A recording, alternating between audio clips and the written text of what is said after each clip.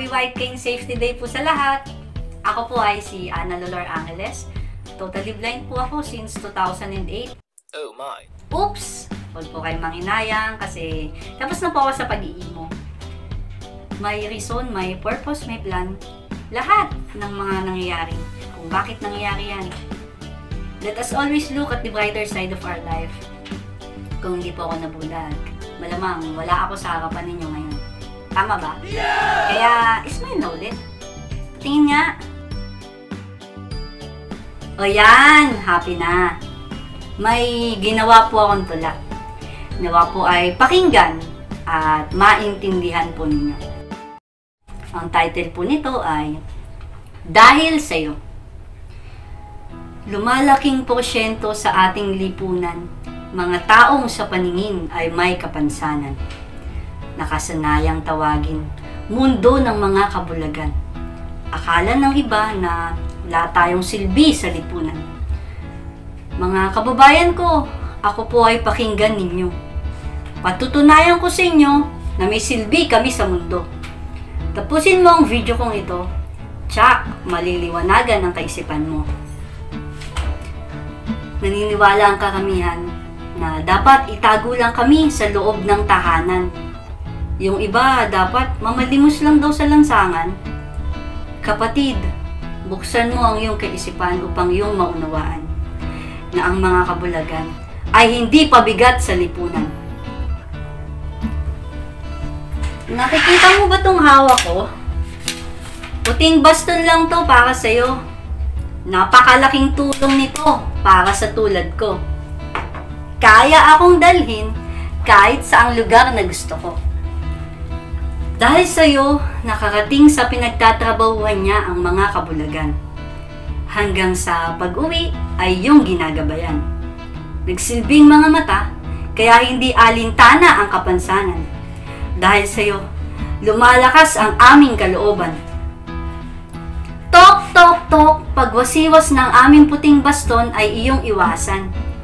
Nawa ay huwag kang humarang sa aming dinaraanan. Sigurado, aaray ka kapag ikaw ay tinamaan.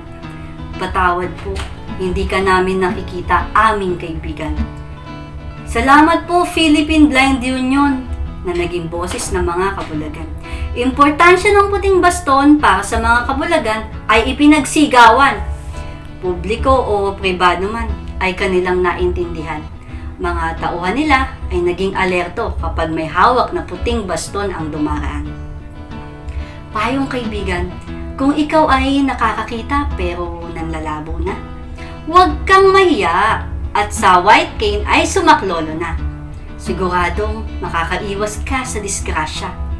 Sa iyong pagtawid, siguradong nakamasid sila.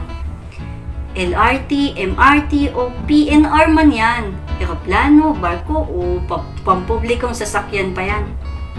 Batid na po nila na pag may gamit ng puting baston ay sa paningin po ang kapansanan. Kaya hindi sila nagdadalawang isip na ito ay tulungan. Dahil sa iyo, naging produktibo ang mga kabulagan. Karamihan sa kanila, di na kailangan pang alalayan. Nakakapagtrabaho ng maayos sa kanilang pinapasukan. Ang ilan naman ay may negosyo na pinamamahalaan. Disabled person ang tawag nila sa amin. Hindi lang po kami nakakakita dahil sa kawalan ng paningin. Subalit, kayang-kaya po namin kung anong kaya ninyong gawin. Kaya, differently abled po ang dapat na itawag ninyo sa amin. Paalala lang po sa mga namumuno sa ating gobyerno. Isama po ninyo kami sa inyong mga proyekto. Nandito po kami na may kakayahan at kayang maging produktibo. Inklusibong pamahalaan ang bulong namin sa inyo. Marami ang gumagamit ng puting baston. Gamit na gamit kahit saan pa maroon. Yung ilan sa kanila ay lakad marathon. Wag lang ang baston, nasa butas, mabaon. Kapag gamit namin ang puting baston sa aming paglalakad, marami sa amin ang namamangha at napapatingkayan. Mabilis maglakad kahit sapatos ay sadsad. Dahil sa iyo, puting baston, kami ay nakakalantad. Sabi nga nila, ang asawa mo ay maaari kang iwan.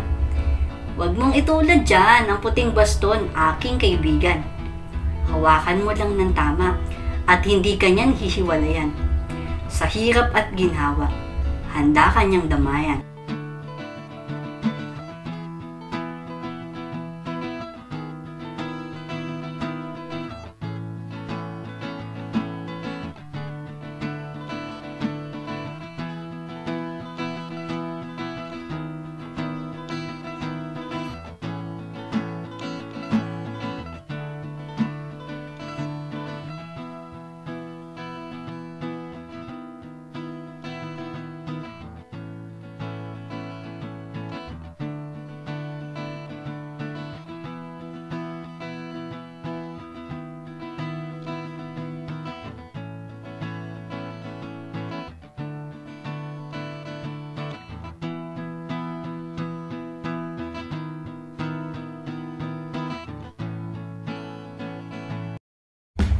Ako po ay isang licensed massage therapist.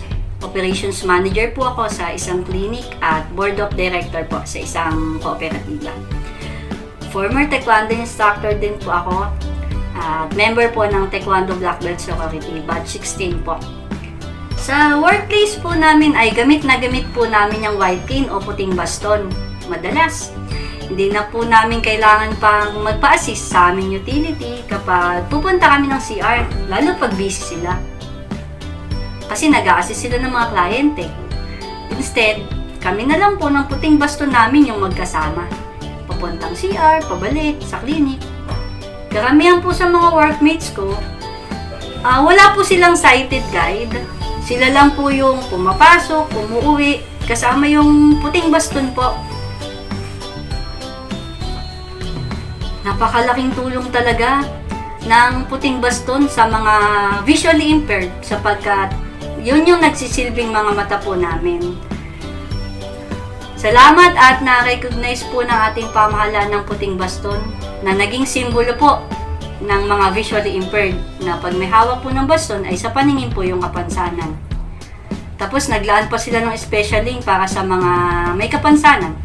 Sa iyo, PBU o Philippine Blind Union, saludo po kami sa inyo. Maraming salamat po sa opportunity na makasali po sa ganitong patimpalak. Kaya mga viewers, huwag po kayo mahiya na i-like, i-share yung video ito. Kasi baka sakaling may nasabi ako sa content na ito na maaaring makatulong sa pinag-sharean mo. Muli, maraming salamat po.